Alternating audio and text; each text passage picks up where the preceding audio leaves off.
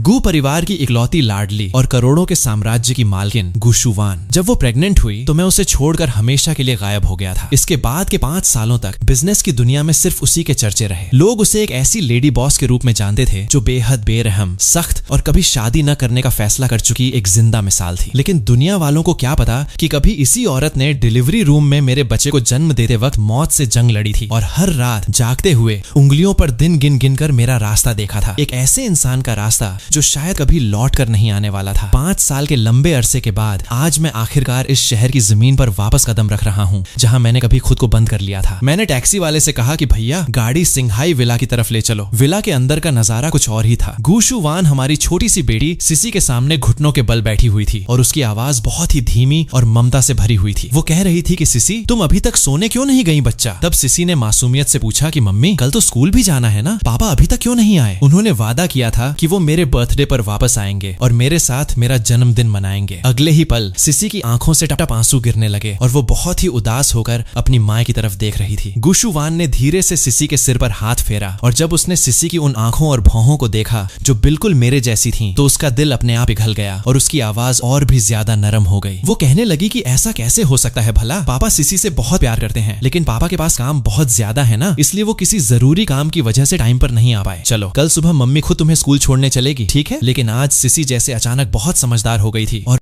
वो और जोर से रोने लगी कि तुम झूठ बोल रही हो, पापा मुझसे प्यार नहीं करते। बाकी सब बच्चों के पापा उन्हें स्कूल छोड़ने आते हैं, बस एक मेरे ही पापा हैं जो कभी नहीं आते। गुशु वान को समझ नहीं आ रहा था कि वो अपनी बेटी को कैसे दिलासा दे। बात तो सच ही थी, आज छन न तो उससे प्यार करता था और न ही अपने इस बच्चे से। जिस कड़वे सच को छोटी सी सिसी भी साफ साफ देख पा रही थी, बस एक वही थी जो इतने सालों से खुद को धोखे में रखे हुए थी। घर के पुराने मैनेजर वांग अंकल ने जब मुझे दरवाजे पर आकर खड़े देखा तो वो हैरान रह गए। उन्होंने देखा कि मैं चुपचाप खड़ा सिसी को रोते हुए देख रहा हूँ तो उनका दिल घबराहट से बैठने लगा। वो सोचने लगे कि दामाद जी तो पहले से ही सिसी को पसंद नहीं करते, ऊपर से ये बच्ची यहाँ रोकर तमाशा कर रही है। अगर दामाद जी गुस्सा हो गए तो क्या होगा। उन्होंने तुरंत माहौल को संभालने के लिए थोड़ा जोर से कहा कि दामाद जी आप आ गए, अंदर क्यों नहीं चलते। उनकी आवाज सुनते ही गुशु वान ने चौंक कर दरवाजे की तरफ देखा और उसे खुद भी अंदाजा नहीं था कि कब उसकी आंखों की वो सख्ती गायब हो गई और उनमें एक असीम चाह तैरने लगी। वो झटके से खड़ी हुई और तेजी से कदम बढ़ाती हुई मेरे सामने आ गई। उसने अचानक मुझे अपनी बाहों में भींच लिया और अपना सिर धीरे से मेरे सीने पर टिका दिया। उसने फुसफुसाते हुए पूछा कि क्या मैं कोई सपना तो नहीं देख रही। तब मेरी थोड़ी आलस भरी आवाज गूंजी कि गले मिल चुकी हो तो अब छोड़ोगी भी। तब जाकर गुशु वान ने भारी मन से अपनी पकड़ ढीली की। वो तुरंत शू रैक के पास गई, वहां से चप्पलें निकाली और नीचे बैठकर खुद मेरे पैरों में पहनाने लगी। ये सब वो इतने स्वाभाविक और सलीके से कर रही थी जैसे सालों से रोज करती आ रही हो। ये सब होने के बाद मैं बड़े बड़े कदम बढ़ाता हुआ सीधे लिविंग रूम की तरफ चला गया। वहां वो छोटी सी बच्ची खड़ी थी जिसका चेहरा रोने की वजह से लाल हो चुका था और जो अभी भी सिसकियां ले रही थी। पहले जब भी मैं इसे देखता था मुझे हमेशा गुशु वान का वो तथाकथित धोखा याद आ जाता था। गू सिसी का दुनिया में आना एक हादसा था और मुझे सच में नहीं पता था कि मैं इस बच्ची का सामना कैसे करूं। इसीलिए मैं इन सब चीजों से भागता रहा। पर आज मैंने थोड़ा रुक कर सोचा और कहा कि अब रोना बंद करो, देखो पापा वापस आ गए हैं। माना कि मेरी आवाज में थोड़ा रूखापन और हिचकिचाहट थी, लेकिन मेरे ये शब्द सुनते ही सिसी हैरान रह गई और रोना ही भूल गई। यहाँ तक कि पास खड़ी गुशु वान भी फटी आंखों से मुझे देखने लगी। मैंने खुद को सामान्य दिखाने के लिए झूठी खांसी खांसी तो गुशु वान अपनी हैरानी भूलकर तुरंत चिंता में डूब गई और पूछने लगी कि क्या हुआ, क्या सर्दी खांसी हो गई है। मैं अभी नौकरों से कहकर दवा मंगवाती हूँ। मैंने कहा कि नहीं, कोई जरूरत नहीं है, मुझे कोई सर्दी नहीं हुई है। मैंने सामने खड़ी उस नन्ही सी बच्ची को देखा जिसका चेहरा काफी हद तक गुशु वान से मिलता था लेकिन बेहद मासूम था। मेरी आंखों में भी थोड़ा प्यार उमड़ आया और मैं धीरे से घुटनों के बल नीचे बैठा और सिसी की आंखों में आंखें डालकर बेहद नरम आवाज में बोला कि तुम अब तक सोई क्यों नहीं। सिसी कहने लगी कि पापा मुझे आपकी बहुत याद आ रही थी। आज सिसी का बर्थडे है ना, आपने पहले कहा था कि आप मेरे बर्थडे पर मेरे साथ रहोगे, क्या आप भूल गए थे। मैंने कहा कि मैं भूला नहीं था, देखो मैं तुम्हारे लिए वक्त पर लौट आया हूँ ना, और हाँ मैं तुम्हारे लिए एक बहुत ही प्यारा सा बर्थडे गिफ्ट भी लाया हूँ, जरा देखो तो तुम्हें पसंद आता है या नहीं। ये कहते हुए मैंने बैग से गिफ्ट निकालकर छोटी सी सिसी के हाथों में दे दिया। ये देखकर तो गुशु वान की हैरानी का ठिकाना ही नहीं रहा क्योंकि उसका आज छन कभी सिसी से सीधे मुंह बात तक नहीं करता था। उसका बर्थडे याद रखना और उसके लिए गिफ्ट लाना तो बहुत दूर की बात थी। उसके मन में अचानक एक डर बैठ गया कि कहीं आज छन उसे हमेशा के लिए छोड़ने से पहले ये सब तो नहीं कर रहा। गुशु वान की आंखों में आंसू तैरने लगे। इधर सिसी खुशी से उछल पड़ी कि थैंक यू पापा इतनी प्यारी बारबी डॉल के लिए। तो पापा क्या कल आप मम्मी के साथ मुझे किंडरगार्टन छोड़ने चलोगे। इससे पहले कि मैं सिसी को कोई जवाब देता गुशु वान ने बीच में ही बात काटे हुए सिसी को डांट दिया कि गु सिसी चलो जल्दी से अपने कमरे में जाकर सो जाओ, पापा बहुत थक गए हैं, उन्हें आराम करने दो। मैंने पलटकर उसकी तरफ देखा और कहा कि गुशु वान क्या अब मुझे अपनी ही बेटी को स्कूल छोड़ने जाने का हक भी नहीं है। लेकिन जब मैंने उसकी आंखों में देखा तो मुझे वहां साफ तौर पर एक घबराहट और डर दिखाई दिया। गुशु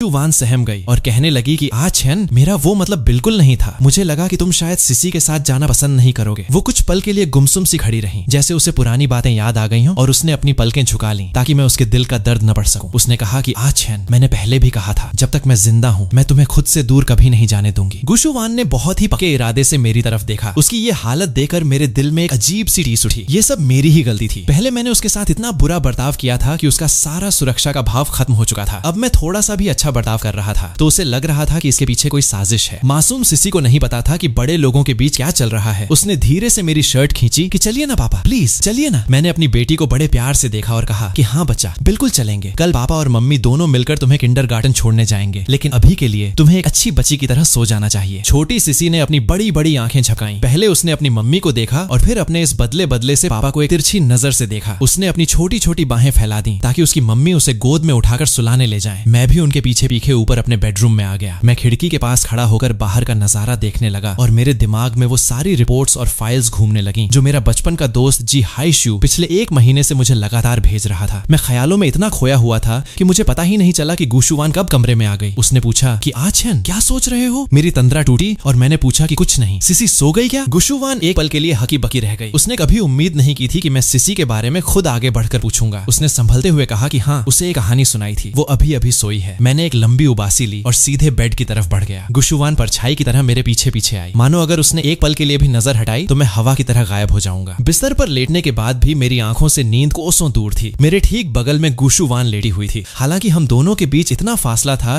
कि एक पूरा इंसान और सो जाए, लेकिन अब हालात बदल चुके थे। जब से मुझे उस सच का पता चला था, मेरा दिल भारी रहने लगा था। गुशुवान ने इतने सालों तक मेरी दी हुई हर नफरत और गलतफहमी को चुपचाप सहा था, लेकिन कभी अपने बचाव में एक शब्द नहीं कहा था। ये सोचते ही मेरा दिल भर आया और मैं धीरे से सरककर गुशुवान की तरफ बढ़ा। मुझे पास आता देख गुशुवान ने आओ देखा नदाव तुरंत मुझे अपनी बाहों में समेट लिया। उसने मुझे बहुत कसकर पकड़ा, लेकिन अगले ही पल शायद उसे डर लगा कि मुझे बुरा लगेगा, तो उसने तुरंत अपनी पकड़ ढीली कर दी और पूछा कि छेन, क्या हुआ? क्योंकि पहले मैं कभी खुद से उसके करीब नहीं जाता था। मैंने थोड़ा हक जताते हुए कहा कि क्यों? क्या सिर्फ तुम्हें ही ये हक है कि मेरे सोने के बाद मुझे चुपके से गले लगाओ? क्या मैं तुम्हें गले लगाकर नहीं सो सकता? जैसे ही ये शब्द मेरे मुंह से निकले, मुझे तुरंत पछतावा हुआ कि मेरी ये जबान भी ना कभी ढंग से बात करना नहीं सीख सकती। गुशुवान ने हड़बड़ाकर सफाई दी कि नहीं नहीं, बिल्कुल सो सकते हो छेन, तुम जैसे चाहो वैसे मुझे पकड़ सकते हो। आई एम सॉरी, मैं तो बस बहुत ज्यादा खुश हो गई थी। उसकी बात सुनकर मेरा दिल और भी ज्यादा दुखने लगा। गलती मेरी थी। इतने सालों तक उसे गलत समझने वाला मैं था और यहाँ वो मुझसे माफी मांग रही थी। मैंने गुशुवान को और भी कसकर अपने सीने से लगा लिया और भारी आवाज में कहा कि मुझे नींद आ रही है, सो जाओ, गुड नाइट। उस रात कोई तो बहुत सुकून की नींद सोया तो कोई पूरी रात करवटें बदलता रहा। अगली सुबह जब मेरी आंख खुली तो मेरे सामने गुशुवान का चेहरा था, जो बहुत ही प्यार और सुकून से मुझे ही निहार रही थी। मुझे जागा हुआ देखकर उसने बहुत ही धीमी आवाज में कहा कि छेन, तुम उठ गए, भूख लगी है क्या? चलो पहले नीचे चलकर ब्रेकफास्ट कर लेते हैं। लेकिन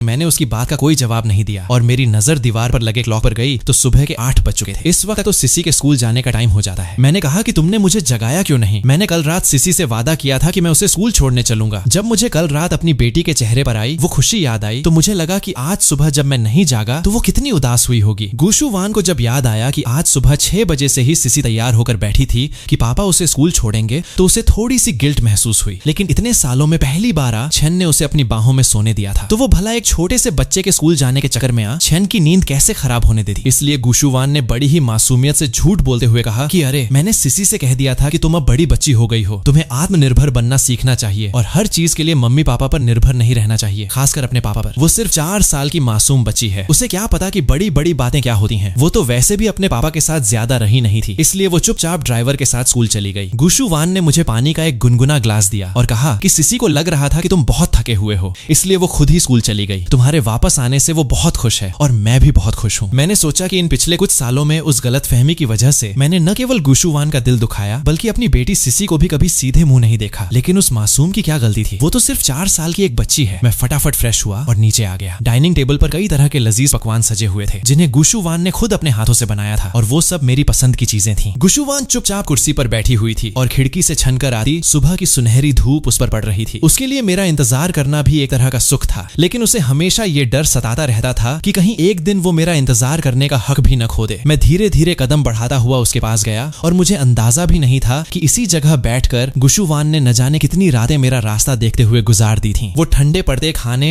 और अपने उस धड़कते हुए दिल के साथ बस मेरा ही इंतजार करती रही थी। मैंने बिल्कुल सामान्य होने का नाटक करते हुए अपनी प्लेट उठाई और कहा कि चलो खाना खाते हैं। गुशुवान के होठों पर एक खूबसूरत मुस्कान आ गई और उसकी आंखों में जैसे चमक आ गई। उसने खुद खाना शुरू नहीं किया बल्कि बस अपलक मुझे ही देखती रही। वो जैसे इस पल को हमेशा हमेशा के लिए यहीं रोक देना चाहती थी। मैंने कहा कि मुझे क्या देख रही हो, तुम भी खाओ ना। और ये कहते हुए मैंने अपनी प्लेट से एक गर्मा गर्म शाओलोंग बाओ उठाकर उसकी प्लेट में रख दिया। गुशुवान को जब एहसास हुआ कि मैं उसे खाना परोस रहा हूँ तो वो कुछ पलों के लिए जड़ हो गई। उसने धीरे से उस बन को खाया और शायद उसे पुरानी कोई अच्छी याद आ गई थी, क्योंकि उसकी आंखों की खुशी अब छिपाए नहीं छिप रही थी। मैंने मन ही मन सोचा कि अगर गू कॉर्पोरेशन के कर्मचारियों ने अपनी इस सख्त बॉस का ये रूप देख लिया तो उनके तो होश ही उड़ जाएंगे। मैंने जल्दी जल्दी नाश्ता खत्म किया और मुझे बाहर जाने के लिए तैयार होते देख गुशुवान तुरंत खड़ी हो गई कि छन, तुम कहाँ जा रहे हो, मैं तुम्हें ड्रॉप कर देती हूँ। मैंने कहा कि मुझे थोड़ा काम है, मैं ड्राइवर के साथ चला जाऊंगा और थोड़ा रुक कर आगे कहा कि दोपहर को मैं तुम्हारे पास आऊंगा, साथ में लंच करेंगे। गुशुवान ने बिना एक पल गंवाए तुरंत हामी भर दी कि ठीक है, मैं कंपनी में तुम्हारा इंतजार करूंगी। कल रात को ही मैंने अपने बचपन के दोस्त जी हाईशू को मैसेज करके आज मिलने का टाइम फिक्स कर लिया था। 1 महीने पहले जो कुछ भी हुआ था मुझे उसका सिर्फ एक ऊपरी अंदाजा था। आज मैं हर एक बात को साफ साफ और पूरी तरह से जान लेना चाहता था। जब मैं तय कैफे में पहुंचा तो जी हाईशू पहले से ही वहां बैठकर मेरा इंतजार कर रहा था और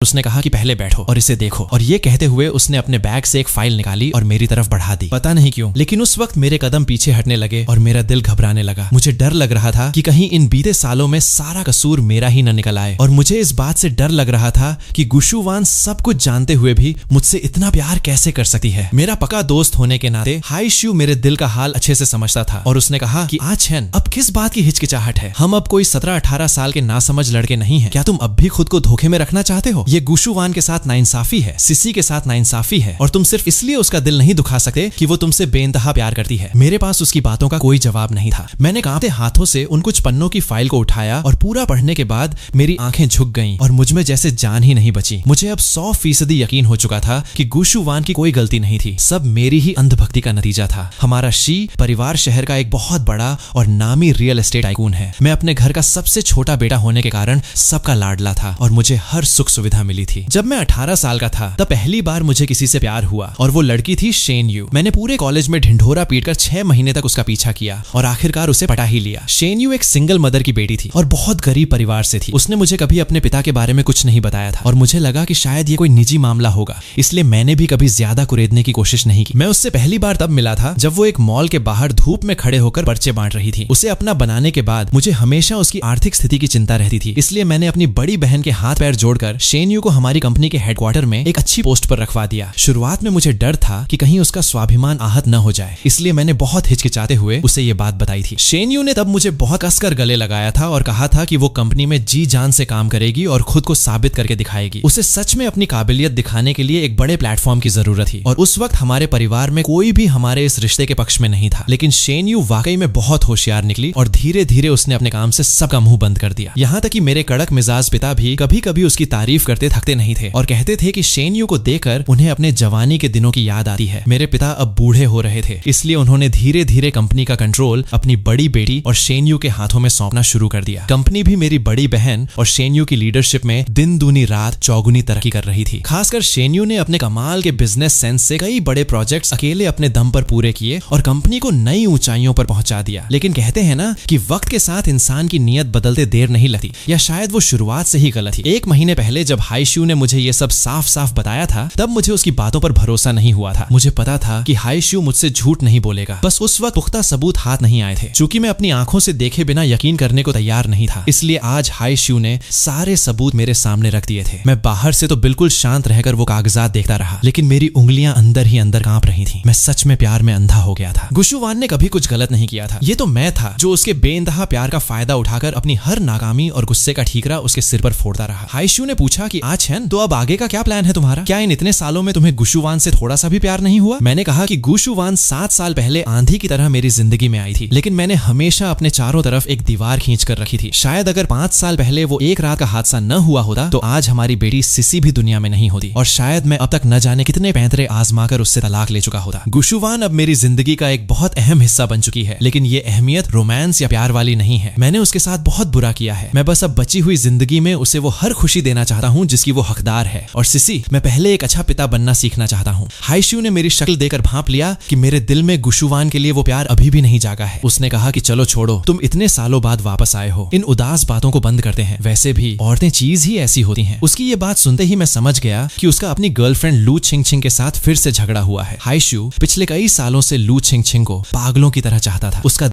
दिल सिर्फ उसी के लिए धड़कता था। कुछ समय पहले ही उसने छिंग छिंग को प्रपोज किया था और उसने हाँ भी कह दिया था, लेकिन उसने इस रिश्ते को दुनिया के सामने मानने से मना कर दिया और उनकी लव लाइफ बिल्कुल एक सीक्रेट अफेयर जैसी चल रही थी। यही वजह थी कि हाइशू को गुशुवान की हालत देखकर उस पर तरस आता था। वो हमेशा गुशुवान को एक बेचारी सताई हुई बहू की तरह देखता था और मुझे एक नंबर का जालिम पति समझता था। उसने गुस्से में मेरी तरफ देखकर कहा कि तुम मर्दों का ना कोई भरोसा नहीं होता, सब एक जैसे होते हैं। मेरे चेहरे पर 12 बज गए और मैंने कहा कि भाई, तू खुद क्या मंगल ग्रह से आया है, तू भी तो मर्द ही है ना। वापस लौटने वक्त रास्ते में मेरी नजर एक बुटीक के शोरूम पर गई और खिड़की पर टंगी एक बेहद खूबसूरत व्हाइट ड्रेस ने मेरा ध्यान खींच लिया। मैं बिना सोचे समझे दुकान के अंदर गया और उसे खरीद लिया, क्योंकि मुझे लगा कि गुशुवान पर यह सफेद रंग बहुत खिलेगा। मैंने इतने सालों तक उसे बहुत दर्द दिया है, अब मैं बस छोटी छोटी चीजों से उसकी जिंदगी को संवारना चाहता था। मैंने अपनी घड़ी देखी तो दोपहर के 12:30 होने वाले थे। मैंने जल्दी से हाइशू को बाय कहा और गाड़ी को गू कॉर्पोरेशन की तरफ भगा दिया, क्योंकि मुझे शुवान के साथ लंच करना था। जब मैं कंपनी की बिल्डिंग में पहुंचा तो करीब 1 बज रहे थे। जैसे ही मैंने ग्राउंड फ्लोर के लॉबी में कदम रखा, मुझे वहां उनके सेक्रेटरी असिस्टेंट चेन दिखाई दिए, जो बेचारे वहां चक्कर काट रहे थे। मुझे देखते ही उनकी आंखों में चमक आ गई और वो भागते हुए मेरे पास आए कि दामाद जी, आप आ गए। मैम ऊपर ऑफिस में सुबह से आपका रास्ता देख रही हैं। असिस्टेंट चेन ने राहत की सांस लेते हुए अपने माथे का पसीना पोंछा। मैंने कहा कि चलिए ऊपर चलते हैं, और मेरे होठों पर एक हल्की सी मुस्कान आ गई। वो मुझे लेकर सीधे पर्सनल लिफ्ट की तरफ बढ़े। ये पहली बार नहीं था जब मैं इस ऑफिस में आ रहा था, लेकिन हाँ, पुरानी यादें बहुत ही कड़वी और डरावनी थी। उस वक्त हमारी नई नई शादी हुई थी और मुझे इस शादी से नफरत थी। मुझे पक्का यकीन था कि शेनयू के साथ जो कुछ भी हुआ उसके पीछे इसी गुशुवान की चाल थी। मैं रोज यहाँ आकर तमाशा करता था, चिल्लाता था और उससे तलाक की भीख मांगता था। कंपनी का बच्चा बच्चा जानता था कि मेरा गुस्सा कितना खतरनाक है। जब आज लोगों ने मुझे नीचे लॉबी में देखा तो उनके चेहरों के रंग ऐसे उड़ गए जैसे उन्होंने साक्षात यमराज को देख लिया हो। उन्हें लगा होगा कि आज फिर ये आदमी यहाँ कोई नया हंगामा खड़ा करने आया है। खैर, मैं इन सब बातों को सोच ही रहा था कि लिफ्ट ऑफ फ्लोर पर रुक गई। मैंने धीरे से कैबिन का दरवाजा खोला तो सामने गुशुवान अपनी आलिशान कुर्सी पर बैठी हुई थी। उसकी भौहें थोड़ी सिकुड़ी हुई थीं और वो गुमसुम सी अपनी उंगली से टेबल को कुरेद रही थी। उसे देखकर ऐसा लग रहा था जैसे उसे किसी गहरी उदासी और अकेलेपन ने घेर रखा हो,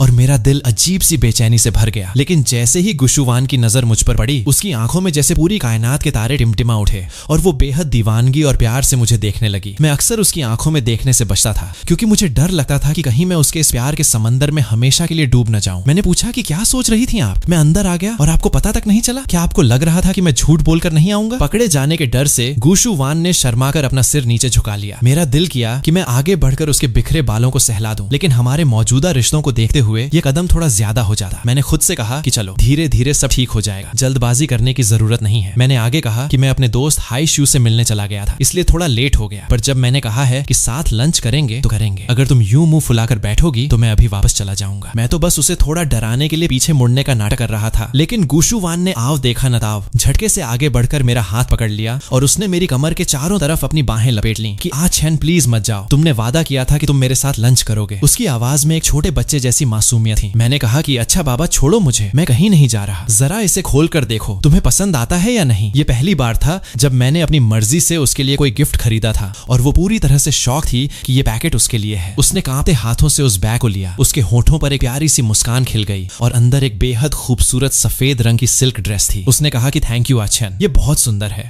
और वो मेरा हाथ पकड़कर सीधे कैबिन के अंदर बने पर्सनल रेस्टरूम की तरफ ले गई। मैं अभी सोच ही रहा था कि ये मुझे यहाँ क्यों लाई है, तभी गुशुवान ने मेरे सामने ही अपने कोट के बटन खोलना शुरू कर दिए। उसका ये कातिलाना अंदाज देखकर मेरे दिमाग की बत्ती गुल हो गई कि कहीं ये लड़की मुझे रिझाने की कोशिश तो नहीं कर रही। मैंने घबराकर कहा कि ये तुम क्या कर रही हो, ये तुम्हारा ऑफिस है। कमरे में उसकी एक हल्की सी खिलखिलाहट गूंजी कि तुम भी ना क्या क्या सोचते रहते हो आछन, मैं तो बस इस ड्रेस को पहनकर तुम्हें दिखाना चाहती हूँ। उसने आगे कहा कि आछन जरा पीछे से इसकी डोरी बांधने में मेरी मदद कर दोगे? मैंने मन ही मन खुद को कोसा कि मैं कितना डरपोक हूँ और थोड़ा रुखाई से कहा कि मुझे ये सब करना नहीं आता, तुम खुद ही कर लो। हालांकि मेरी आवाज में वो दम नहीं था। सच तो ये था कि मुझे लड़कियों के कपड़े संभालना अच्छे से आता था। जब मैं शेन यू के साथ था तो मैं उसकी हर छोटी बड़ी चीज का ख्याल रखता था। लेकिन जब मैंने देखा कि गुशु वान के चेहरे की वो खुशी अचानक गायब होने लगी है तो पता नहीं मेरे अंदर से क्या आवाज आई। मैंने कहा कि अच्छा लाओ मैं ट्राई करता हूँ। गुशु वान का चेहरा तुरंत खिल उठा और उसने अपने लंबे बालों को समेटकर आगे की तरफ कर लिया। मुझे लगा कि मैं फिर से उसकी बातों में आ गया हूँ। मैंने बड़ी सफाई से उसकी पीठ पर एक सुंदर सा बटरफ्लाई नॉट बांध दिया और मेरे इन सलीके वाले हाथों को देखकर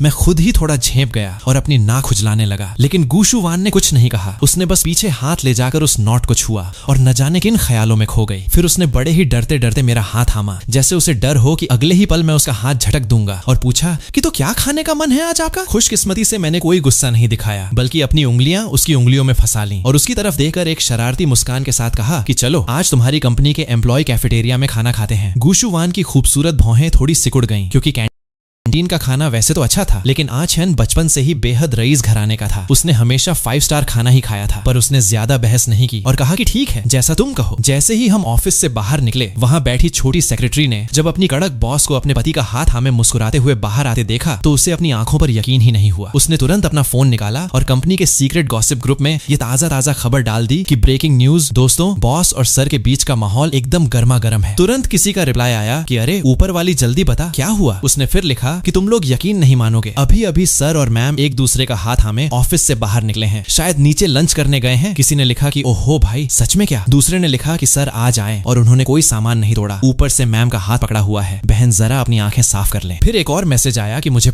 पता है आज असिस्टेंट चेन सुबह से नीचे लॉबी में खड़े किसी का वेट कर रहे थे। पक्का बॉस ने ही उन्हें सर को रिसीव करने भेजा होगा। वैसे सर हैं तो बहुत हैंडसम। इधर उनके कर्मचारी फोन पर उंगलियां तोड़ रहे थे और उधर दुनिया से बेखबर गुशु वान कैंटीन के काउंटर पर मेरे साथ खड़ी खाना सेलेक्ट कर रही थी। जब उसने देखा कि मैं चिली चिकन और ब्रोकोली के बीच कंफ्यूज हूं तो उसने हाथ के इशारे से काउंटर वाले से कहा कि ये सब दे दो और साथ ही मेरी पसंद की 2-4 और डिशेस और एक हेल्दी सूप भी ऑर्डर कर दिया। जब मैंने अपनी प्लेट देखी तो उसमें सिर्फ और सिर्फ मेरी पसंद की चीजें भरी पड़ी थीं और उसमें गुशु वान की पसंद का एक भी दाना नहीं था। मुझे काउंटर पर यूं खड़ा देखकर उसने पूछा कि क्या हुआ, कुछ और भी खाने का मन है क्या? उसे अच्छे से याद था कि उसके आचेन को खाने में क्या क्या पसंद है। मैंने काउंटर वाली आंटी से थोड़ा जोर से कहा कि आंटी एक प्लेट शाओलोंग बाओ भी दे देना। गुशु वान एक पल के लिए चौंकी। उसे समझ नहीं आया कि मैं ये क्यों मंगवा रहा हूँ, लेकिन उसकी आंखों में खुशी साफ दिख रही थी। मैंने उससे पूछा कि मैंने देखा है कि तुम्हें ये बन्स बहुत पसंद है, क्या आज खाने का मन नहीं है? आज सुबह जब मैंने उसे अपने हाथ से बन खिलाया था तो वो कितनी खुश हुई थी। उसने कहा कि पसंद है, मुझे बहुत पसंद है, और उसने मेरी तरफ देखा। उसकी आंखों में एक ऐसी गहरी भावना थी जिसे मैं पूरी तरह समझ नहीं पा रहा था। चूंकि हम आम कैंटीन में बैठे थे इसलिए आसपास के टेबल पर बैठे लोग हमारे ही बारे में फुसफुसा रहे थे और कानाफूसी कर रहे थे। गुशु वान को यह सब बर्दाश्त नहीं हुआ और उसने अपनी मशहूर किलर लुक चारों तरफ घुमाई तो जो लोग अभी तक फुसफुसा रहे थे देखते ही देखते पूरी कैंटीन में सन्नाटा छा गया। सब चुपचाप अपनी प्लेट में मुंह गड़ाकर बैठ गए। मुझे वैसे भी ज्यादा भूख नहीं थी। थोड़ा सा खाकर मेरा पेट भर गया और मैंने बड़ी सहजता से अपनी बची हुई प्लेट गुशु वान की तरफ खिसका दी। गुशु वान ने बिना किसी हिचकिचाहट के मेरी जूठी प्लेट उठाई और बड़े चाव से खाने लगी। मैंने सामने बैठी उस औरत को देखा कि उसका हर एक अंदाज कितना रॉयल और शालीन था। वो कैंटीन का एक साधारण सा मीट बॉल भी ऐसे खा रही थी जैसे किसी 7 स्टार होटल में कोई महंगी डिश खा रही हो, और मेरे होठों पर एक मुस्कान आ गई। और इधर कैंटीन के बाकी लोग अब खाना भूल चुके थे। वे टेबल के नीचे से फोन चलाकर लाइव अपडेट्स दे रहे थे कि ओहो माय गॉड, तुम लोगों ने देखा, मैम सर की तरफ कितने प्यार से देख रही हैं, ये सब क्या है? किसी ने लिखा कि अरे छोड़ भाई, मैम तो हमेशा से ही सर को ऐसे देखती आई हैं, इसमें क्या नया है? दूसरे ने लिखा कि पर तुमने ये नहीं देखा कि मैम ने सर का छोड़ा हुआ खाना कितने आराम से खा लिया, जैसे ये रोज की बात हो। खाना खत्म करने के बाद गुशु वान ने मुझसे पूछा कि दोपहर के बाद का क्या बान लान है आपका? मैंने थोड़ा सोचा और मुस्कुराकर कहा कि पता नहीं, क्यों ना आज पूरी दोपहर मैं तुम्हारे ऑफिस में रहकर तुम्हारे साथ ही वक्त बिताऊं। मैंने बहुत ही साफ दिल से उसकी तरफ देखा, लेकिन गुशु वान ने बस अपने कानों के पास लटकते बालों को पीछे किया और अपने छोटे से कान के झुमके को छूते हुए बहुत ही धीमी आवाज में बुदबुदाया कि इस बार तुम्हें मुझसे क्या चाहिए आचेन? मैंने अपना सिर झुका लिया। वाकई मैं कुछ ज्यादा ही जल्दी कर रहा था। मैं तो बस उसके साथ अच्छा बर्ताव करना चाहता था। मैंने कहा कि मैं बस थोड़ा थक गया हूँ और आराम करना चाहता हूँ। उसके बाद शाम को मुझे सिसी को स्कूल से पिक करने जाना है। क्या मैं इतना भी नहीं कर सकता? जैसे ही उसने सुना कि मैं थक गया हूँ, उसने अपनी सारी शंकाएं किनारे रख दी और कहा कि चलो मेरे पर्सनल कैबिन कैबिन के रेस्ट रूम में चलकर थोड़ी देर सो जाओ, ठीक है? गुशु वान ने तुरंत असिस्टेंट चेन से कहकर मेरे पसंद के स्नैक्स और जूस मंगवा दिए और मैं अंदर बेड पर आराम से बैठ गया और चिप्स खाते हुए अपने फोन में नॉवल पढ़ने लगा। मैंने देखा कि गुशु वान के अंदर बाहर जाकर काम करने की कोई इच्छा नहीं दिख रही थी, वो बस मुझे ही देखे जा रही थी। तो मजबूरन मुझे ही कहना पड़ा कि तुम यहाँ खड़ी खड़ी मुझे क्या घूर रही हो, तुम्हारा कोई काम वाम नहीं है क्या? क्या बड़ी कंपनियों के सीईओ इतने ही वेले होते हैं? बेचारी गुशु वान को भारी मन से बाहर अपने कैबिन में जाना पड़ा, लेकिन बाहर जाते वक्त उसने रेस्ट रूम का दरवाजा पूरा बंद नहीं किया, थोड़ा खुला छोड़ दिया ताकि वो अपनी वर्किंग टेबल पर बैठे बैठे भी सिर्फ एक बार सिर उठाकर मुझे अंदर देख सके। और मैं तो अपने फोन के नॉवल में इतना खोया था कि मेरा ध्यान इस तरफ गया ही नहीं। मुश्किल से 20 मिनट भी नहीं हुए होंगे कि पढ़ते पढ़ते मुझे नींद आ गई। गुशु वान दबे पांव अंदर आई और उसने बड़े प्यार से मुझ पर कंबल ओढ़ा दिया और सोते हुए मेरे चेहरे को देखकर वो खुद को रोक नहीं पाई। उसने झुककर धीरे से मेरे माथे को चूमा और फिर चुपचाप बाहर जाकर अपनी फाइल्स निपटाने लगी। जब मेरी आंख खुली तो कमरे के भारी पर्दे गिरे हुए थे और अंदर पूरा अंधेरा था। मैंने फोन चालू करके टाइम देखा तो शाम के 4 बजने वाले थे। मुझे याद आया कि मुझे सिसी को स्कूल से लाने जाना है, इसलिए मैं तुरंत बेड से उतरा। गुशु वान ने जैसे ही मुझे बाहर आते देखा वो 2-3 कदमों में मेरे सामने आ गई कि उठ गए तुम, थोड़ी देर और सो जाते। मैंने हंसते हुए कहा कि 4 बज चुके हैं, मुझे सिसी को स्कूल से लेने जाना है, अगर मैं खुद नहीं जागता तो क्या तुम मुझे आज भी नहीं जगाती? गुशु वान ने अपना सिर झुका लिया और चुप रही, जैसे कोई छोटा बच्चा अपनी गलती पर मुंह फुला लेता है। मेरा गुस्सा भी उसकी ये शक्ल देकर आधा गायब हो गया और मैंने अपनी आवाज थोड़ी नरम की कि अब ऐसे क्या देख रही हो, तुम अपना काम खत्म करो, मैं 4:30 बजे सिसी को लेने निकलूंगा। गुशु वान ने थोड़े लाड से अपना मुंह बनाते हुए कहा कि मैं बस तुम्हारे पास बैठना चाहती हूँ, क्या मैं इतना भी नहीं कर सकती? मैंने अपनी सारी फाइल्स निपटा ली हैं, क्या मैं भी तुम्हारे साथ चल सकती हूँ? मैंने उसे एक अजीब नजर से देखा और कहा कि तुम्हें रहना है तो रहो, मुझे कोई प्रॉब्लम नहीं है। इसके बाद मैंने उसकी तरफ ज्यादा ध्यान नहीं दिया। मैं बेड पर बैठ गया और गुशु वान मेरे बगल में बैठ गई और एक बड़े से पैकेट से मसालेदार पोटैटो चिप्स खाने लगी और मैं अपने फोन पर देश के सबसे बड़े म्यूजिक कॉलेज के स्टूडेंट्स के कुछ परफॉर्मेंस वीडियो देखने लगा। गुशु वान लगातार मुझे ही निहार रही थी। हालांकि अब हमारे बीच का माहौल पहले जैसा कड़वा और तनावपूर्ण नहीं था। उसे लग रहा था कि शायद वक्त के साथ मैंने अब इस रिश्ते को स्वीकार कर लिया है या फिर मैंने किस्मत से समझौता कर लिया है। लेकिन वो मुझसे प्यार करती थी और वो अच्छे से जानती थी कि सच्चे प्यार का एहसास कैसा होता है। उसे साफ पता था कि उसका आज क्षण अभी भी उससे वो प्यार नहीं करता। इधर मेरे पास उसके दिल की उलझनों को सोचने का टाइम नहीं था। मैं अभी कुछ समय पहले ही अपना वर्ल्ड टूर खत्म करके देश लौटा था। शोज के बाद के जो कागजी काम थे वो वैसे तो मेरा मैनेजर चिन फेई संभाल रहा था, लेकिन कुछ चीजों पर मेरे खुद के साइन और ध्यान की जरूरत थी। ऊपर से उस बड़े म्यूजिक कॉलेज ने मेरे स्टूडियो को एक ऑफिशियल लेटर भेजा था कि वे चाहते थे कि मैं उनके कॉलेज में बतौर गेस्ट प्रोफेसर ज्वाइन करूं और मैं इस बारे में गंभीरता से सोच रहा था। भले ही मेरी उम्र अभी ज्यादा नहीं थी, लेकिन म्यूजिक की दुनिया में मेरा नाम बड़े बड़े बुजुर्ग उस्तादों के बराबर लिया जाता था। पिछले कुछ सालों में गुशु वान से दूर भागने के चक्कर में मैंने पूरी दुनिया में न जाने कितने शोज किए थे। हालांकि गुशु वान का एक नियम था कि मुझे महीने में कम से कम 5 दिन घर पर बिताने होंगे, पर मैंने कभी उस नियम की परवाह नहीं की थी। मैं अपनी धुन में रहता था, जब मन करता था आ जाता था और जब मन करता था चला जाता था। गुशु वान ने कभी इस बात पर मुझसे झगड़ा नहीं किया, बस मैं जब भी लौटा था वो इसी विला में मेरा इंतजार करती हुई मिलती थी। शायद पिछले कुछ सालों में उसकी इसी बेहिसाब छूट और सब्र ने मेरे गुस्से को शांत कर दिया था, या शायद सालों तक बाहर भटकते भटकते मैं खुद भी थक चुका था। अब मैं ठहर कर अपनी बेटी सिसी और गुशु वान को थोड़ा वक्त देना चाहता था। जब मैंने ये सोचा तो मुझे लगा कि कॉलेज का ये ऑफर बिल्कुल सही टाइम पर आया है। इससे मुझे शहर में रुकने का एक जाकर जायज बहाना मिल जाएगा। मुझे पता था कि गुशु वान अभी भी फूंक फूंक कर कदम रख रही है। उसे लग रहा है कि मेरा ये बदला हुआ रूप मेरे किसी नए ड्रामे का हिस्सा है। मैंने बड़ी चालाकी से अपना सिर थोड़ा सा टेढ़ा किया। वो मेरे ठीक बगल में बैठी हुई थी और मेरा सिर बिल्कुल सहजता से उसके कंधे पर जाकर टिक गया। ये मौका मेरे लिए एकदम परफेक्ट था। मैंने बड़े ही सुकून से अपना सिर उसके कंधे पर थोड़ा और सटाया और अपने फोन में वीडियो देखता रहा। इधर गुशु वान के दिल में जैसे मिश्री घुल गई हो। उसने सोचा कि चलो छोड़ो, अगर वो मुझसे प्यार नहीं भी करता तो क्या हुआ, मेरा प्यार ही हम दोनों के लिए काफी है। गुशु वान अक्सर बंद आंखों से ऐसे ही हसीन ख्वाब देखा करती थी कि एक शांत दोपहर हो, कमरे में हल्की सी धूप हो और मैं उसके बगल में बैठकर उसके कंधे पर सिर रखकर सुस्ता रहा हूँ। वो कुछ न करे, बस मुझे देखती रहे। लेकिन अफसोस, ये हसीन पल बहुत छोटा निकला। इससे पहले कि वो इस सुख को पूरी तरह महसूस कर पाती, मेरे फोन के अलार्म ने सारा मजा किरकिरा कर दिया और गुशु वान के माथे पर गुस्से की लकीरें उभर आईं। वो बिल्कुल सपाट चेहरा बनाकर मुझे देखने लगी तो मैंने झटके से अलार्म बंद किया और उसे आंखें दिखाते हुए कहा कि क्या हुआ, अगर मैं अलार्म नहीं लगाता और हमें देर हो जाती तो क्या होता? गुशु वान ने हार मानकर एक लंबी सांस ली और खड़ी हो गई। उसने मेरा हाथ पकड़ा और हम दोनों केबिन से बाहर आ गए कि चलो चलें, उस छोटे से कबाब में हड्डी को लेने चलते हैं। बाहर केबिन के पास बैठी सेलेक्टेड सेक्रेटरी ने जैसे ही बॉस को मेरे साथ बाहर आते देखा, वो तुरंत सावधान होकर बैठ गई, लेकिन उसकी तिरछी नजरें अभी भी हम पर ही थीं। जब उसने हमारे उन आपस में जुड़े हाथों को देखा तो उसके मन ने कहा कि वाह भाई वाह, सर आज सच में बिना कोई तोड़ फोड़ किए आए हैं। और हाँ, ये बात तो सच है कि जब भी सर घर लौटते हैं, मैम ऑफिस से बिना देर किए भाग खड़ी होती हैं। इधर किंडरगार्टन के क्लासरूम में गू सिसी अपनी बेंच पर बैठी टीचर की तरफ देख रही थी। ऊपर से तो वो बहुत सीरियस लग रही थी, पर उसका दिमाग कहीं और ही भटक रहा था। सिसी ने एक ठंडी सांस ली कि पापा कल रात आए थे, उन्होंने उसका बर्थडे मनाया और गिफ्ट भी दिया, लेकिन पापा ने सुबह स्कूल छोड़ने का वादा किया था और वो फिर से भूल गए। लंच ब्रेक के दौरान क्लास के कई बच्चों ने सिसी को बर्थडे गिफ्ट दिए। सिसी की अपनी क्लास में अच्छी बनती थी क्योंकि वो दिखने में बहुत प्यारी थी और बच्चे उससे दोस्ती करना चाहते थे, लेकिन कुछ ऐसे भी थे जो उससे जलते थे। जीनान नाम की एक लड़की हमेशा से सिसी से चिढ़ती थी क्योंकि क्लास के सारे लड़के सिसी के आसपास ही मंडराते रहते थे। उसे लगता था कि सिसी का कट हेयर और अंदाज लड़कियों जैसा नहीं बल्कि किसी लड़के जैसा है। जब जीनान ने देखा कि जिस लड़के को वो पसंद करती है वो भी सिसी को हैप्पी बर्थडे बोल रहा है तो उसका खून खौल उठा। वो सिसी के डेस्क के पास गई और कहने लगी कि गू सिसी, तुम्हें जन्मदिन मुबारक हो। वैसे क्या तुम सच में खुश हो? क्या तुम्हारे पापा सच में तुम्हारे साथ बर्थडे मनाने आए हैं? जब हमारा बर्थडे होता है तो मेरे मम्मी पापा पूरे दिन की छुट्टी लेकर मुझे डिज्नीलैंड घुमाने ले जाते हैं। क्या तुम्हारे पापा कभी तुम्हें लेकर गए हैं? सिसी का मन हुआ कि वो पलटकर उसे करारा जवाब दे, लेकिन उसके पास बोलने के लिए कोई शब्द नहीं थे। हालांकि वो दिल से मानना चाहती थी कि पापा सिर्फ उसी के लिए विदेश से आए हैं, लेकिन कड़वा सच यही था कि इससे पहले पापा कभी उसके बर्थडे पर नहीं रहे थे और न ही वे कभी साथ में किसी पार्क या मेले में गए थे। सिसी को चुप देकर जीनान का हौसला और बढ़ गया और वो और चिढ़ाते हुए बोली कि तुम्हारे पापा तुमसे प्यार नहीं करते, तुम्हारे पापा को तुम चाहिए ही नहीं। ये सुनते ही सिसी के सब्र का बांध टूट गया। उसने जोर से धक्का देकर जीनान को जमीन पर गिरा दिया और दोनों आपस में गुत्थम गुत्था हो गईं। जीनान तो भौचकी रह गई। उसे अंदाजा नहीं था कि सिसी इतना तगड़ा पलटवार करेगी, क्योंकि इससे पहले जब भी कोई उसे चिढ़ाता था वो चुपचाप सिर झुका लेती थी। आसपास के बच्चों ने दौड़कर दोनों को अलग किया और कुछ बच्चे भागकर टीचर को बुलाने चले गए।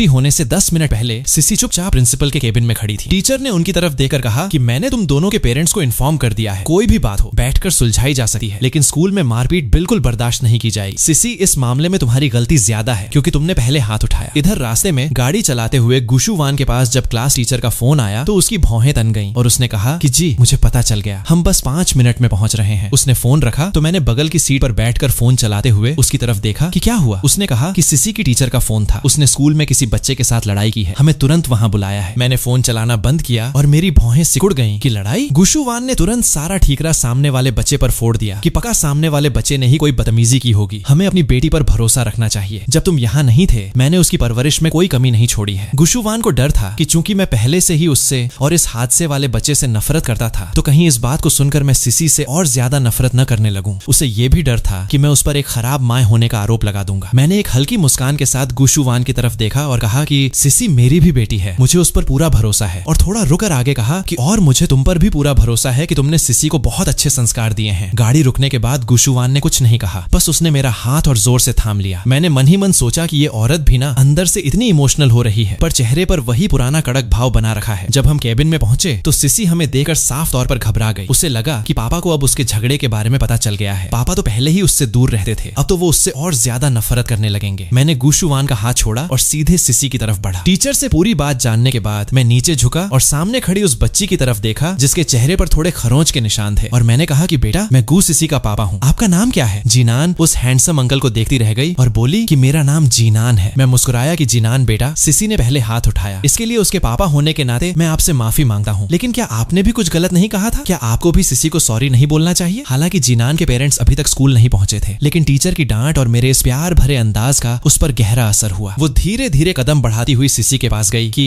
आई एम सॉरी सिसी, मुझे वैसी बातें नहीं बोलनी चाहिए थी, मैं अपनी बात वापस लेती हूँ और तुम्हें हैप्पी बर्थडे कहती हूँ। मैंने सिसी की तरफ देखा तो सिसी ने थोड़ा मुंह बनाते हुए कहा कि मुझे भी मारना नहीं चाहिए था। ये बोलकर उसने अपना चेहरा दूसरी तरफ घुमा लिया। तभी जीनान के माता पिता भी वहाँ पहुंच गए। पूरी बात जानने के बाद उन्हें समझ आ गया कि गलती उनकी अपनी बेटी की ही थी और उन्होंने हमसे और सिसी से माफी मांगी। जीनान का परिवार भी बिजनेस की दुनिया का एक जाना माना नाम था। हालांकि वे हमारे शी या गू परिवार जितने बड़े नहीं थे, पर रईस थे। माफी मांगने के बाद वे अपनी बेटी को लेकर तुरंत वहाँ से चले गए, पर जाते जाते जीनान ने चुके से सिसी के कान में फुसफुसाया कि गू सिसी, तुम्हारे पापा सच में बहुत कूल और हैंडसम हैं। ये कहकर वो शर्माते हुए अपने मम्मी पापा के पीछे भाग गई। जीनान के मुंह से अपने पापा की तारीफ सुनकर सिसी के चेहरे पर एक बड़ी सी मुस्कान आ गई, लेकिन अगले ही पल उसे याद आया कि आज उसके झगड़े की वजह से पापा को यहाँ आना पड़ा। पापा तो कभी उसे स्कूल लेने नहीं आते थे, आज आए भी तो इस कांड की वजह से। क्या पापा सच में उससे गुस्सा है? मैंने उससे कुछ नहीं कहा, टीचर को थैंक यू बोला और एक हाथ से गुशुवान का और दूसरे हाथ से सिसी का हाथ पकड़कर कर केबिन से बाहर आ गया। ठीक उसी वक्त स्कूल की छुट्टी हुई थी, इसलिए ग्राउंड में बहुत सारे बच्चे और उनके पेरेंट्स इकट्ठा थे। सब सिसी के परिवार को देख रहे थे कि ओ भाई, वो जो सिसी के साथ खड़े हैं, क्या वो उसके पापा हैं? कितने हैंडसम हैं। किसी ने कहा कि मैं तो हमेशा कहती थी कि सिसी की आंखें पूरी क्लास में सबसे सुंदर हैं। अब पता चला कि वो अपने पापा पर गई है। ये फैमिली कितनी परफेक्ट लगती है ना। आसपास के लोगों की बातें सुनकर सिसी की खुशी का ठिकाना नहीं रहा। उसने धीरे से मेरा हाथ खींचते हुए कहा कि पापा, आई एम सॉरी, मुझे मारना नहीं चाहिए था। मैंने सिसी की तरफ देखा कि उसने ऐसा क्या कहा था कि तुम्हें इतना गुस्सा आ गया। मुझे और टीचर को अभी तक असली वजह नहीं पता थी, क्योंकि सिसी ने अंदर कैबिन में कुछ भी बोलने से मना कर दिया था। सिसी ने अपना सिर झुका लिया और सुबकते हुए बोली कि उसने कहा कि पापा मुझसे प्यार नहीं करते। उसने कहा कि पापा को मैं नहीं चाहिए, इसलिए पापा कभी मुझे स्कूल छोड़ने नहीं आते और न ही कभी मुझे किसी पार्क में घुमाने ले जाते हैं। ये सुनते ही मैं और गुशु वान दोनों सन्न रह गए। हमने सपने में भी नहीं सोचा था कि बच्चों के झगड़े के पीछे इतनी गहरी वजह होगी। मेरे मुंह से जैसे शब्द ही गायब हो गए। मैं सफाई में क्या बोलता, क्योंकि जीनान ने जो कुछ भी कहा था वो सारा सच ही तो था। तभी गुशु वान ने नीचे बैठकर सिसी के आंसू पहुंचे कि बेटा, पापा आपसे बहुत प्यार करते हैं। पापा के पास काम बहुत ज्यादा रहता है ना, इसलिए वो नहीं आ पाते। पर देखो, आज पापा खुद तुम्हें लेने आए हैं ना, और कल रात उन्होंने तुम्हारे लिए केक भी काटा था, है ना। सिसी भले ही छोटी थी, पर वो बेवकूफ नहीं थी। उसने रोते हुए कहा कि तुम हमेशा यही कहती हो, पापा के पास ऐसा कौन सा काम है, बाकी बच्चों के पापा तो रोज आते हैं, बस मेरे ही पापा हमेशा बिजी रहते हैं। उसकी बातें सुनकर आज मुझे पहली बार एहसास हुआ कि हम बड़ों की नफरत ने इस छोटी सी बच्ची के दिल पर कितना गहरा घाव किया है। वो अंदर से कितनी अकेली और डरी हुई थी। गुशु वान की तन गई। उसे सिसी का इस तरह बात करना बिल्कुल पसंद नहीं आया, क्योंकि सिसी के शब्दों ने उसके उस झूठ का पर्दाफाश कर दिया था। उसकी आवाज सख्त हो गई कि गु सिसी, एक तो तुमने स्कूल में मारपीट की, ऊपर से तुम अपनी गलती मानने के बजाय बहस कर रही हो। सिसी अपनी माँ की कड़क आवाज सुनकर सहम गई और उसने डर के मारे अपना मुंह बंद कर लिया। उसकी आंखों में आंसू भरे हुए थे। मुझसे अब और देखा नहीं गया और मैंने कहा कि तुम दोनों यहाँ स्कूल के सामने क्यों तमाशा कर रही हो, और गुशु वान, तुम उस पर इतना क्यों चिल्ला रही हो, वो मेरी बेटी है। ये कहकर मैंने आगे बढ़कर सिसी को अपनी गोद में उठा लिया और उसके आंसू साफ किए कि सिसी बेटा, रोते नहीं है, गलती पापा की थी, तुम्हारी नहीं। तुम्हें डिज्नीलैंड जाना है ना, इस वीकेंड पापा खुद तुम्हें लेकर पार्क जाएंगे और हम खूब सारी मस्ती करेंगे, ठीक है। सिसी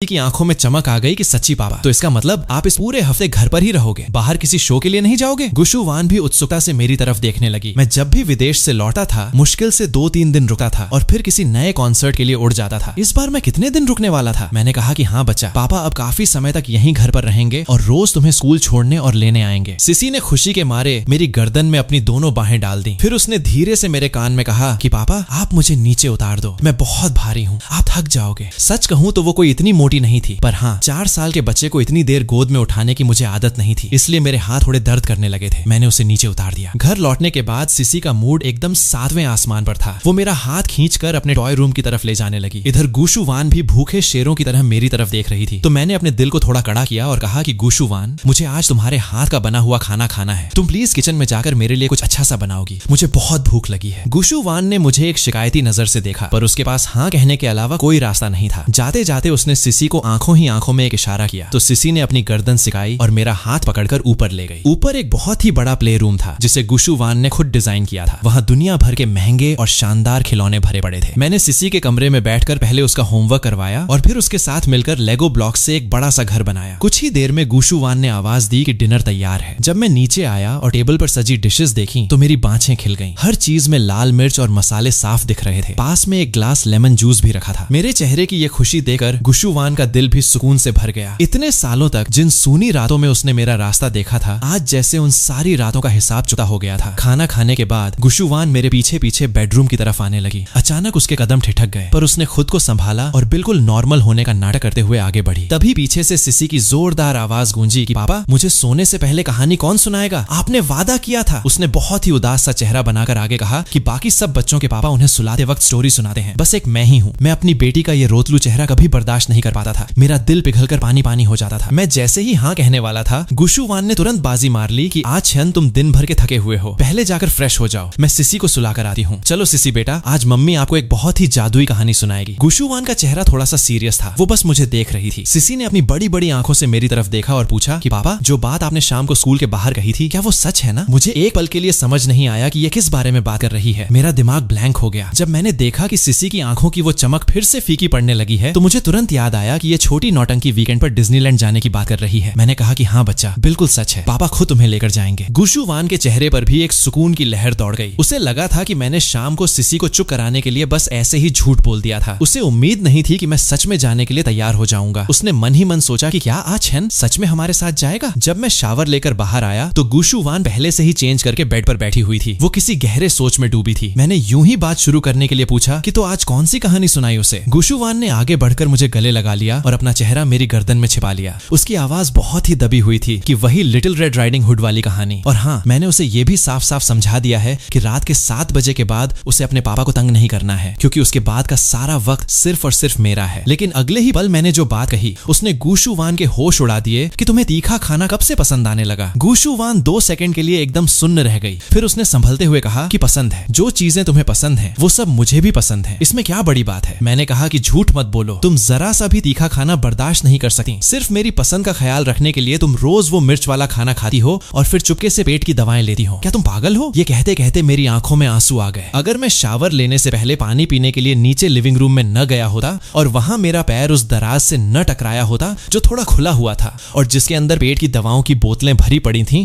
तो मुझे आज भी पता नहीं चलता कि इस औरत को तीखे खाने से कितनी गंभीर एलर्जी है। मेरी आंखों में आंसू देकर गुशु वान ने बड़े ही प्यार से अपनी उंगलियों से मेरे आंसू साफ किए कि इससे कोई फर्क नहीं पड़ता आछन, तुम्हारी उस नफरत और बेरुखी के सामने पेट का ये छोटा सा दर्द तो कुछ भी नहीं है। मेरे दिल में गिल्ट का एक बहुत बड़ा पहाड़ टूट पड़ा। मैं तो बस उसके साथ थोड़ा अच्छा बर्ताव करना चाहता था, लेकिन उसने मेरे लिए जो कुर्बानियां दी थीं, उनके सामने मेरा ये अच्छा बर्ताव कुछ भी नहीं था। मैंने रोते हुए कहा कि क्या तुम कभी खुद के बारे में नहीं सोच सकती? प्लीज थोड़ा अपने बारे में भी सोचो। मेरी इन बातों ने जैसे गुशु वान के अंदर के सारे बांध तोड़ दिए। हम दोनों एक दूसरे की बाहों में थे। उसने आगे बढ़कर मेरे आंसू चूमे और फिर वो खुद को रोक नहीं पाई। उसने सीधे मेरे होठों पर अपने होंठ रख दिए। उस रात के बाद सुबह जब मैं जागा तो मेरे होंठ थोड़े सूजे हुए थे। मैं उसकी बाहों में पूरी तरह जकड़ा हुआ था। न जाने कब हम दोनों एक दूसरे को पकड़कर सो गए थे। जब मेरी दोबारा आंख खुली तो दोपहर के 12 बजने वाले थे। मेरी पूरी बॉडी में थोड़ा दर्द था, लेकिन थकान नहीं थी। मुझे याद आया कि कल रात को सोने से पहले गुशु वान ने बहुत ही प्यार से मेरी पीठ और पैरों की मालिश की थी ताकि मेरी थकान दूर हो सके। मैं बाथरूम में गया और आईने में खुद को देखा तो बाल पूरी तरह बिखरे हुए थे और आंखों में अभी भी थोड़ी सी नींद और आलस था। गुशु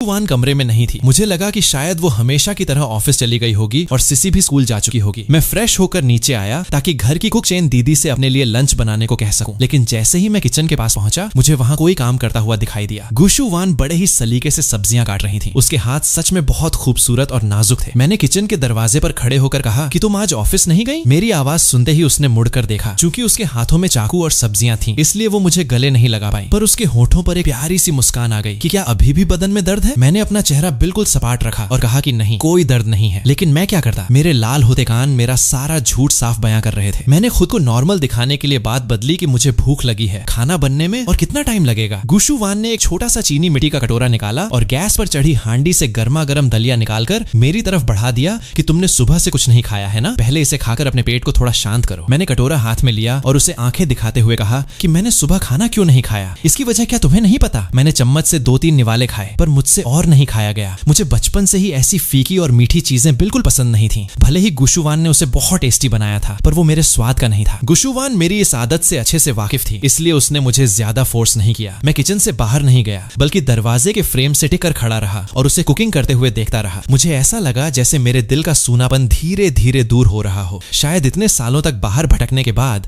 मैं भी अब एक सच्चे घर की कमी महसूस कर रहा था। मैंने थोड़ा रुकर बात शुरू की कि गुशु वान, मैंने डिसाइड किया है कि अब मैं अपना सारा फोकस अपने देश पर ही रखूंगा। इस महीने की 17 तारीख से मैं उस म्यूजिक कॉलेज में बतौर प्रोफेसर ज्वाइन कर रहा हूँ। अब मैं विदेश के शोज बहुत कम कर दूंगा। ये सुनते ही सब्जी काटते हुए गुशु वान के हाथ अचानक रुक गए। वो धीरे से मुड़ी। उसकी पीठ मेरी तरफ थी, पर उसकी आवाज में एक अजीब सी कपकपाहट और डर था कि क्यों? क्या इसलिए कि वो अब जेल से बाहर आने वाली है? क्या तुम दोनों मुझसे दूर भागने की तैयारी कर रहे हो? मैं उसके इस बदले हुए सुर को समझ नहीं पाया और मैंने कहा कि अरे ऐसा कुछ नहीं है, मैं बस इन शोज और ट्रैवलिंग से थोड़ा थक गया हूँ और सिसी भी अब बड़ी हो रही है। मैं उसके साथ थोड़ा वक्त बिताना चाहता हूँ, आखिर वो मेरी भी बेटी है ना? गुशु वान ने एक गहरी राहत की सांस ली और धीरे से मेरी तरफ घूमी कि सिसी तो बस कल स्कूल में उस लड़की की बातों में आ गई थी। वो वैसे बहुत समझदार है और कभी जिद नहीं करती। मैं उसे और अच्छे से समझा दूंगा। तुम्हें इसके लिए अपने करियर से समझौता करने की कोई जरूरत नहीं है। इससे पहले कि वो अपनी बात पूरी करती, मैंने गुस्से में उसकी बात काट दी कि गुशु वान, सिसी अभी सिर्फ 4 साल की है। इस उम्र में बच्चे को अपने बाप के साथ की सबसे ज्यादा जरूरत होती है। मैंने कहा ना कि मुझे तुम पर पूरा भरोसा है कि तुमने उसे अच्छे संस्कार दिए हैं, पर मैं नहीं चाहता कि मेरी बेटी बड़ी होकर तुम्हारी तरह एक सख्त और भावनाहीन बर्फ का टुकड़ा टुकड़ा बने। जब मैंने देखा कि मेरे थोड़ा डांटने पर उसका चेहरा एकदम उतर गया है तो मैंने अपनी आवाज थोड़ी धीमी की कि मैंने कल रात को भी तुमसे कहा था कि तुम्हें अपनी लाइफ में जो कुछ भी चाहिए तुम मुझसे बेझिझक मांग सकती हो। मैं तुम्हारी हर शर्त मानने को तैयार हूँ। गुशुवान को भला मुझसे क्या चाहिए था? उसकी सिर्फ एक ही ख्वाहिश थी कि मैं कभी उससे वो सच्चा प्यार करूं, पर अफसोस मैं वो कभी नहीं कर सकता था। उसने बिना वक्त गंवाए फटाफट अपनी शर्तें बोलनी शुरू कर दी कि पहली शर्त, रात के 10 बजे से पहले तुम्हें हर हाल में घर आना होगा। दूसरी शर्त, तुम बाहर दोस्तों के साथ कभी शराब नहीं पियोगे। और तीसरी शर्त, जब भी तुम्हें फुर्सत मिले तुम्हें इसी घर में मेरे साथ रहना होगा। मैंने एक शरारती मुस्कान के साथ उसकी तरफ देखा कि बस या कुछ और भी है। गुशुवान ने फिर से वो मासूम सा चेहरा बनाया, एक तिरछी नजर मुझ पर डाली और बहुत ही दबी आवाज में फुसफुसाई कि और तुम सिसी के साथ मुझसे ज्यादा वक्त नहीं बिताओगे। भले ही उसकी आवाज बहुत धीमी थी पर मेरे कानों ने उसे साफ सुन लिया। मेरी आंखों में एक हंसी तैर गई कि ठीक है, आपकी ये सारी शर्तें मुझे मंजूर हैं, इनमें कोई बड़ी बात नहीं है। गुशुवान ने आगे बढ़कर मुझे बहुत कसकर गले लगा लिया और अपनी आंखें बंद कर ली ताकि मैं उसकी आंखों के डर को न पढ़ सकूं। उसका अंदाजा बिल्कुल सही था। आँचन ऊपर से चाहे जितना कड़क बने, अंदर से उसका दिल बहुत नरम था। भले ही वो सिसी से उतना प्यार नहीं करता था पर एक पिता होने का फर्ज निभाने के लिए वो कुछ भी करने को तैयार था। दोपहर का लंच खत्म करने के बाद मैंने जबरदस्ती गुशुवान को गाड़ी में बिठाकर ऑफिस भेजा। मैं थोड़ी देर ऊपर जाकर सोया और जब सोकर उठा तो घर में करने को कुछ नहीं था, इसलिए मैं अपनी कार उठाकर सीधे अपने म्यूजिक स्टूडियो चला गया। मुझे म्यूजिक से बचपन से ही प्यार था और भगवान ने मुझे गॉड गिफ्टेड टैलेंट दिया था जिसे मैंने कभी दुनिया से नहीं छिपाया। जब मैं छोटा था तभी मेरे पेरेंट्स ने दुनिया के सबसे बड़े वायलिन उस्तादों को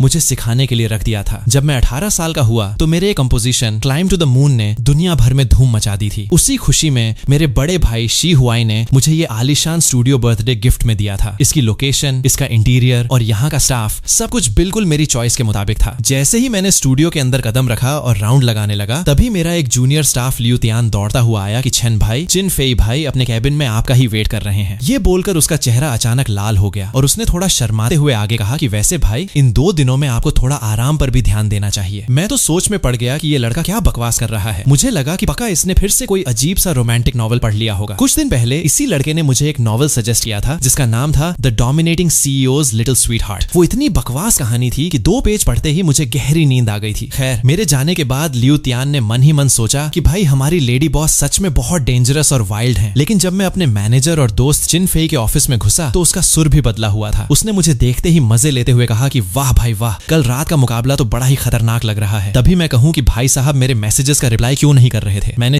चिढ़कर कहा कि तुम लोग आज बहकी बहकी बातें क्यों कर रहे हो? तुम्हारे और उस लियू तियान के दिमाग का कोई स्क्रू ढीला हो गया है क्या? चिन फेई ने एक शरारती हंसी के साथ टेबल के दराज से एक छोटा सा आईना निकाला और सीधे मेरी गर्दन के पास अड़ा दिया। हालांकि मेरी शर्ट का कॉलर काफी ऊंचा था पर फिर भी गर्दन पर बने वो लाल लव बाइट्स साफ दिखाई दे रहे थे जो कल रात के तूफान की गवाही दे रहे थे। मेरा चेहरा शर्म से लाल हो गया पर मैंने खुद को संभाला और उसका हाथ झटकते हुए कहा कि बकवास बंद करो और काम की बात करो। मुझे यहाँ क्यों बुलाया? चिन फेई ने शिकायत की कि अरे देखो तो सही, सारा काम मुझ अकेले के सिर पर छोड़कर खुद मजे उड़ा रहे हैं, ऊपर से रोब भी झाड़ रहे हैं। मैंने अपनी नाक खुजलाते हुए थोड़े दबे सुर में कहा कि अरे यार भाई के काम नहीं आएगा तो कौन आएगा? तू ही तो मेरा इकलौता सहारा है। चिन फेई और मैं यूनिवर्सिटी के दिनों से दोस्त थे। वो मेरे अमीर दोस्त हाईशू जैसा नहीं था। फेई एक बहुत ही पिछड़े और गरीब गांव से ताल्लुक रखता था। जब उसने 12वीं पास की तो उसके घर वालों ने साफ कह दिया कि उनके पास उसे कॉलेज पढ़ाने के पैसे नहीं है। पर फेई ने हार नहीं मानी। वो घर से भागकर इस बड़े शहर में आ गया और दिन में पार्ट टाइम जॉब्स करके और रात में पढ़ाई करके उसने अपनी डिग्री पूरी की। उसका सेल्फ रेस्पेक्ट बहुत ऊंचा था और उसका बिजनेस सेंस और काम करने का तरीका इतना कमाल का था कि हर कोई उसका लोहा मानता था। हमारी दोस्ती भी एक बड़े ही अजीब हादसे की वजह से हुई थी जब मैंने उसकी एक बड़ी मुसीबत में मदद की थी। वो तब की बात है जब मेरा गुशुवान के साथ बड़ा झगड़ा हुआ था और मैं गुस्से में हाईशू के साथ एक बड़े पब में ड्रिंक करने गया था। वहां हमने देखा कि एक अमीर अधेड़ उम्र की औरत वहां के एक नए वेटर के साथ बदतमीजी कर रही थी। ऐसी जगहों पर यह सब आम बात थी, इसलिए कोई भी उस रईस औरत के मुंह नहीं लगना चाहता था। मैंने देखा कि वो औरत जबरदस्ती उस लड़के का हाथ खींचकर उसे अंदर एक प्राइवेट कैबिन में ले जाने की कोशिश कर रही थी। पर उस लड़के की आंखों में एक अजीब सी जिद और गुस्सा था। उसकी वो जिद देखकर मुझे अपनी खुद की हालत याद आ गई। भले ही मेरी हालत उस वेटर जितनी बुरी नहीं थी पर मुझे लगा कि मैं भी तो इस दुनिया में कितना अकेला और बेबस हूँ। उस वक्त मेरी पसंद की लड़की को साजिश के तहत जेल भेज दिया गया था। मेरे परिवार का बिजनेस डूब रहा था और मुझे मजबूरी में गुशुवान से शादी करनी पड़ी थी। बस उसी गुस्से और हमदर्दी में